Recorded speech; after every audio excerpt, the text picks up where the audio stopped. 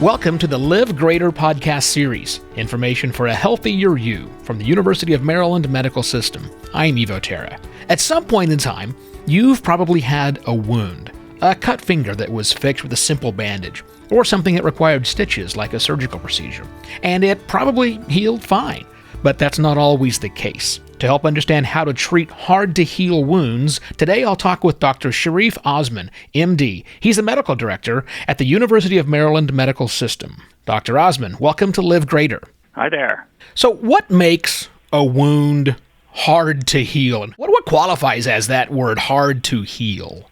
So we classify these wounds as chronic wounds or problem wounds. These wounds are wounds that fail to heal as we would expect any wound to heal. When anyone develops a wound, it goes through different stages of healing, starting from the stage where the blood clots and the wound starts to seal, all the way to when the wound becomes completely healed and scar tissue forms. Any of these stages, when they're disruptive, can result in a wound that fails to heal and becomes chronic. So what do we do with wounds? What do you do with wounds, I guess I should ask, that won't heal? How are they typically treated? So oftentimes these wounds that I see have already been seen by other physicians and have failed to heal. They've often been treated with antibiotics or surgery, and despite that, they've continued to be problematic. So the first thing that I do is try to determine the reasons for the wound not healing. The most common problem wounds occur after surgery, where there's dehiscence, which means the wound fails to heal and reopens, or after radiation, or after burns, or after wounds that develop in patients who are diabetic, patients with poor circulation. Autoimmune diseases often results in wounds that fail to heal. Patients that are malnourished or have cancer. Chronic edema in the legs, the swelling, is a big problem for patients who have venous insufficiency in varicose veins. And sometimes I even see animal bites. Wow. Sounds like there's a lot of things that can cause this. One thing I know will never cause it, though, is having a mole removed from your back on your shoulder area and getting stitches in it and then going out to play golf 2 days later. That would never cause this problem, he said from experience. Actually, I've seen this problem quite a number of times.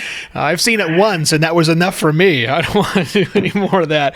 Oh, well, let's talk about this for a second. I mean, there are lots of things I want to get to, but clearly, if we've got a wound that's not healing, people can't be with their doctor all the time. They have to somehow dress and treat this wound on their own.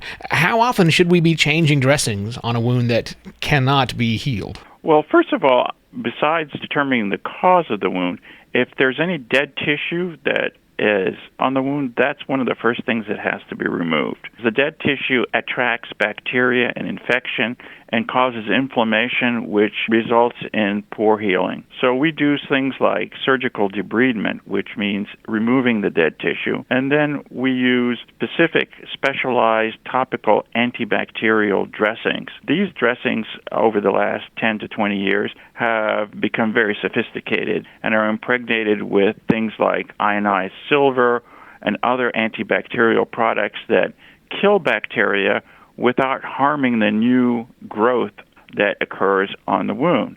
And these dressings can typically last anywhere between a couple of days all the way up to 7 days.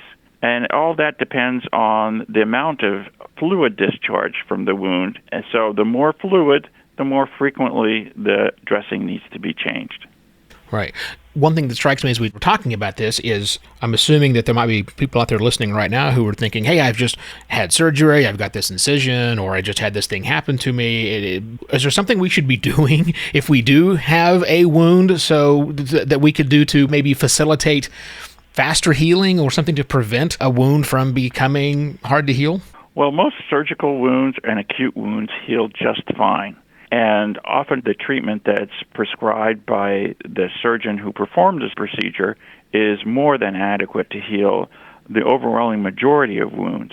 These types of wounds that result in poor healing, like I said, require more attention, and the key is to determine what is the cause. In a diabetic patient, it could be uncontrolled diabetes, or it could be an infection that requires antibiotics. The key is keeping the wound clean and following the instructions given by your physician. And if we're feeling something's not right, if we have this wound and I guess my question is, when should someone seek out help if they think they might have a wound that is becoming hard to heal? Well, like I said, most wounds very easily in the way that we would expect them to heal. If you see a wound that's getting larger, if there is significant inflammation surrounding the wound with redness and tenderness, increased discharge, bad odor, increased pain, that's the time when it's time to seek further care. And if it is time for further care and something is done medically to help with this from all the things you mentioned, assuming this isn't always at least a one-time treatment and you're good to go, this might even require several visits. Can you shine some light on that for us? Sure. Most of the time when we see chronic non-healing wounds, we often have the patient come back every 1 to 2 weeks to evaluate the efficacy of the treatments that we've prescribed and make sure that things are heading in the right direction.